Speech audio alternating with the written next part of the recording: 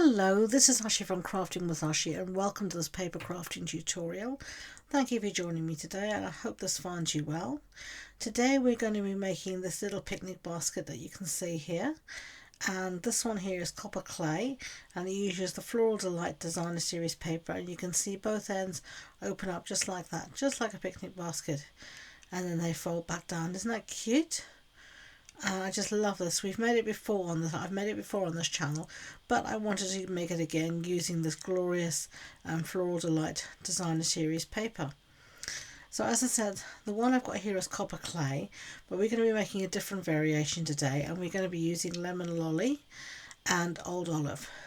So now I've got a template here that you can see, and this shows my piece of lemon lolly cardstock, measures 9 inches by 7 inches.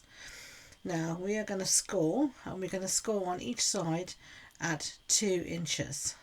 So I'm going to be using my simple scoring tool, and on the scoring tool you'll see that there are two ends. There's a thick end and a fat end, and I'm going to be using the thin end to score today. And as I said, we're going to just be scoring very easily 2 inches at either end. So let's do that. So twist, and we've got 2. Twist again, and this is a very simple bag to make, or box, whatever you want to call it, little basket to make. It's perfect for spring or for Easter eggs, whatever you want. Now we're going to move on to our lid, and our lid here is old olive, and this actually measures 7 1/16 by 5 1/16, and that 1/16 is to make sure it'll fit nicely over the base, and we're going to score here at 1 inch on all sides.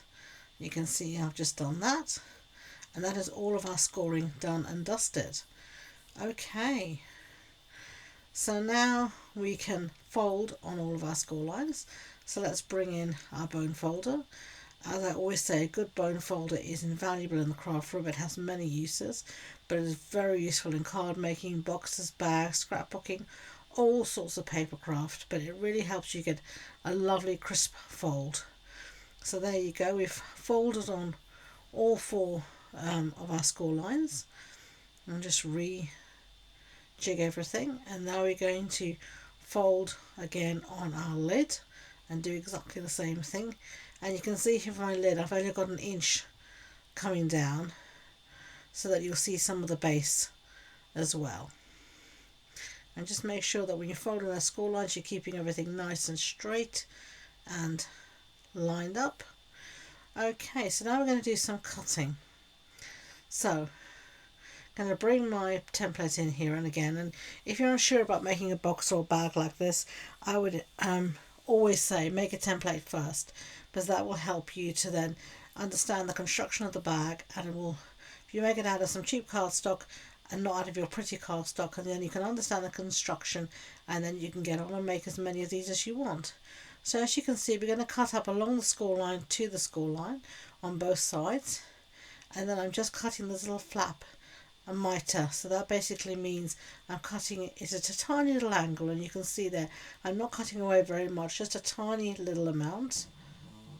Okay, and then we're going to do the same here on this side. So along the score line up to the score line, just take your time, and I find something like this, because there's 2 inches, something with a longer blade where you can cut in one nice clean cut is always more useful. So I'm going to turn it 180 degrees to the opposite side and do exactly the same thing. So as I said, along the score line to the score line, and then mitre those edges. You can see here I didn't do a very good job measuring at an angle, so just clean that up. And then the last one here, again, being lemon lolly and all the lights on in the craft room, I do have trouble sometimes seeing my score lines, but there we go. Lovely jubbly. That's all done. So now we can put that against our template, and we can see that the two should pretty much match up, and then we know we're doing all okay.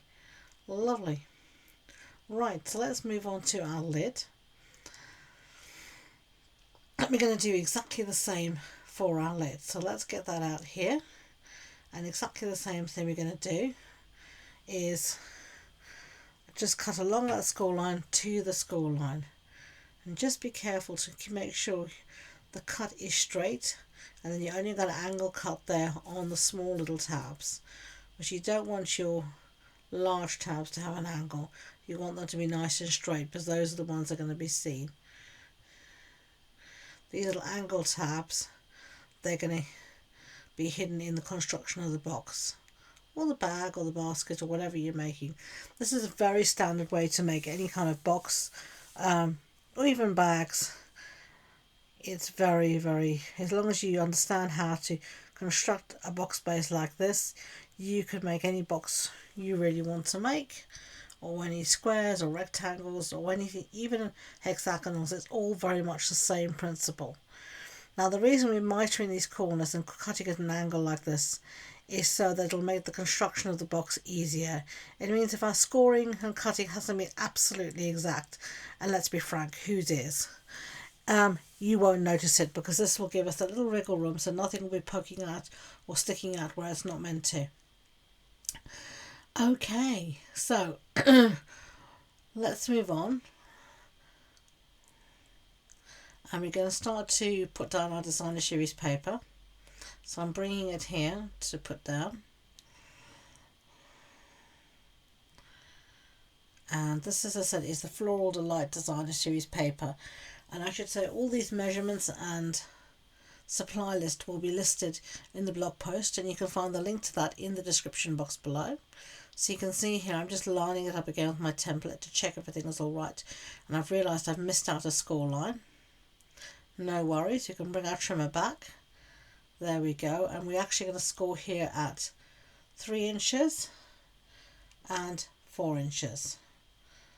And that's what's going to allow us to have those little side flaps, you know, where I showed you at the beginning where it flapped up.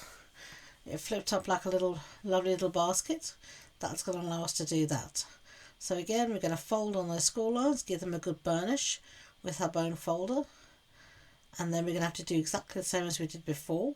We're going to have to cut up to those score lines, and we're going to have to miter our little tabs. So I'm just going to do that now here quickly. So you can tell me in the end whether you prefer the old olive and lemon lolly or the copper clay arrangement. Now copper clay, I should say, is a retiring colour. It is an in colour, and every year we get a new set of in colours, and the previous set that have been in for the last 2 years will retire, so they only have a 2-year lifeline. So copper clay is one of those colours retiring, as is Pebble Path, Boho Blue, Moody Mauve and Wild Wheat. And we'll be getting some new in colours. I've seen them and they're glorious. You'll see them on my blog and on my videos after the new catalogue goes live at the beginning of April. So, I mean the beginning of May, I should rather say. We can pre-order now, but our customers can't until the beginning of May. Okay, so let's get back to making this lovely picnic basket. So here I'm putting down this beautiful designer series paper. Isn't it lovely? I just love all these bright and happy colours. It just really sings to me of spring. And I've been out and about watching and having a look at all the daffodils, and we've got daffodils growing and flowering in the garden as well. And I know these aren't daffodils, these are more of a daisy flower, almost like a I'm not sure what they are. It reminds me of more of a daisy flower, almost sometimes of a dahlia flower, but they still are lovely, bright and happy. And I think yellow is such a happy colour, and there's a lot of yellow around at the moment in the garden, so this just reminds me of spring and joy of everything growing and nice and green and flush and happy. Okay, so now we've got 4 little pieces here, and these are just going to go on these small rectangular flaps, if I can get them up without sticking my fingers in the glue. Not always possible. I hate sticking my fingers in glue, but unfortunately sometimes, well, not sometimes, quite often I should rather say, it happens. Sometimes I see people online and they're sticking things down and they never get their fingers stuck in glue, and it all looks absolutely perfect and wonderful. And I'm thinking to myself, there must be something wrong with me because I'm always sticking my fingers in the glue. However hard I try, I use tweezers and all sorts, and in the end my fingers still end up sticky. I suppose it shows I've been having fun and enjoying what I'm doing, and to be honest, that's the most important thing when you're doing something like paper crafting. Enjoy the process and don't get hung up on everything else. It's about enjoying the process and having fun. Okay, so there is all our beautiful designer series paper stuck down, and now we can assemble our little basket. So I'm going to put glue just on the 4 outside tabs here, and then you're just going to bring your tab and fold it underneath there like that, so it meets the side of the wall, and then fold up the other side, and there we go. And you want to make sure everything is nice and squared off and straight. And this is why, there you can see I've got glue all over my fingers again. This is why it helped to miter the corners, because this way, if your scoring hasn't been totally accurate, you don't get any pieces jutting out or anything like that. Everything looks as it should be. Okay, so we've done one side, so we're going to do exactly the same for the other side. Fold that in and then bring that across and keep everything nicely squared off, and do give it a good pinch. All glue is pressure adhesive, so the greater pressure the better it's going to stick together. I've used wet glue here but it gives me that little wriggle room to make sure everything is beautifully squared off and nice and straight, but you could quite easily use Steel Plus or tear and tape.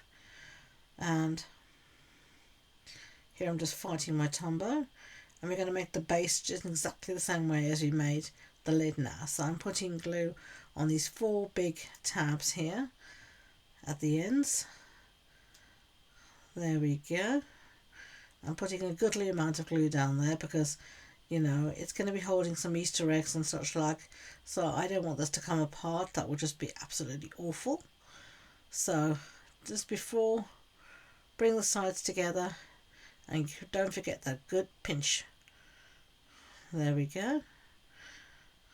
And I'm going to do the same on this side. And all the colours I've used have been inspired by the colours in the designer series paper.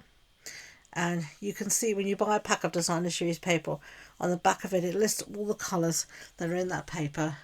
So it just really helps you to coordinate with what colour cardstock you need, what colour ribbon, ink pads, whatever you want to use to be matchy-matchy. And it just makes all that coordination and that matching up super easy. Okay, so now we have our base made. Very easy, as you can tell.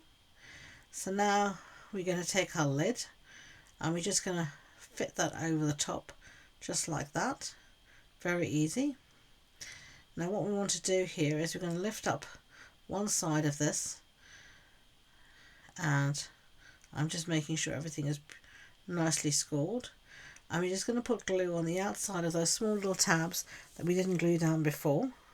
So you can see here I'm putting glue on both sides. Now these tabs are going to get tucked in, and you want to keep the top of the tab level with the top of the base, because this is what's going to hold your lid to your base. Your lid's not going to be totally removable. You're going to only be able to flip the sides up. So you can see here me just making sure that my lid is nicely lined up with the top of my tab is lined up with the top of my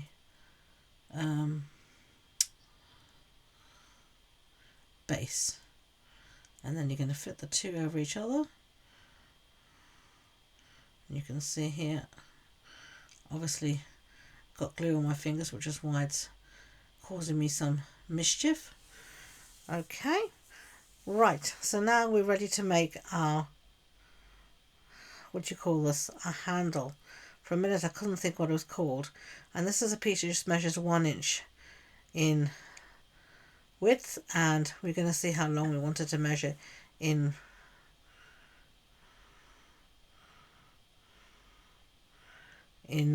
length. And I've got a piece here of the designer series paper again, and this measures the same, 3/4 of an inch in width, and it's going to be 1/4 of an inch less in length than your handle. So whatever you want, you can make your handle. It doesn't really matter. So I can see here my my strip is a bit long for my handle, so don't worry, we're just going to stick that down and cut off the excess, and it won't be a problem at all. Okay, so I'm going to get some Tombow glue and just going to put this along here, and I want to put a goodly amount of glue on this because we wanted to make sure it's really stuck down nice and well. And the reason being is this is going to be a handle, so this is going to curve, so we don't want there to be any reason for it to start lifting in any way. Okay, so this is one, as I say, wet glue is really useful because it gives you that wriggle room for you to get everything nicely lined up. So I'm trying to make sure this piece is centered top to bottom and left to right, and now it is. So that's going to be our little handle for our basket. So now we're just going to get our bone folder and just give this a little bit of a pull it through the bone folder on our hands like this, and this just starts to get that shape moving. It just starts to break down the fibres in the paper so that you can get that lovely little shape. Right, so put some glue here on the base of your what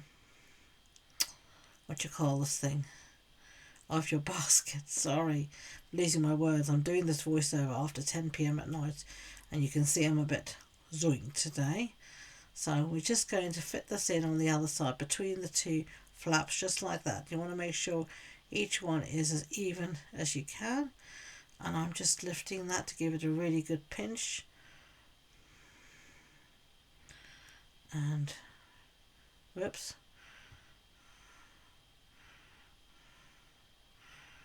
and I think it just went out the way, so I'm seeing here if I can use my tweezers just to clamp that in place until it's nice and dry, and it's sort of going to work. It'll do. So now I'm going to do the other side. Make sure the base of my handle is level with the base of the lid, and give that a lovely little pinch to hold it in place. There we go. So what would you put in your Easter basket? Are you going to have Easter eggs in your basket, or is it going to be a spring basket? Are you going to put some treats in there? What would you put in the basket? Let me know in the comments below. So I'd love to read your comments and let me tell you and tell me what you think of this project. I hope you're enjoying it. If you are, I'd be grateful if you could give it a thumbs up, and don't forget to hit that subscribe button. It's most appreciated. So there you go. There is our basket, made and done and dusted. So let me know whether you like this one best, which was lemon lolly and old olive, or you prefer the copper clay version. So thank you very much for joining me today for this paper crafting tutorial, showing you how to make this lovely picnic hamper featuring the Floral Delight Designer Series paper from Stampin' Up. Until next time, enjoy being creative. Bye.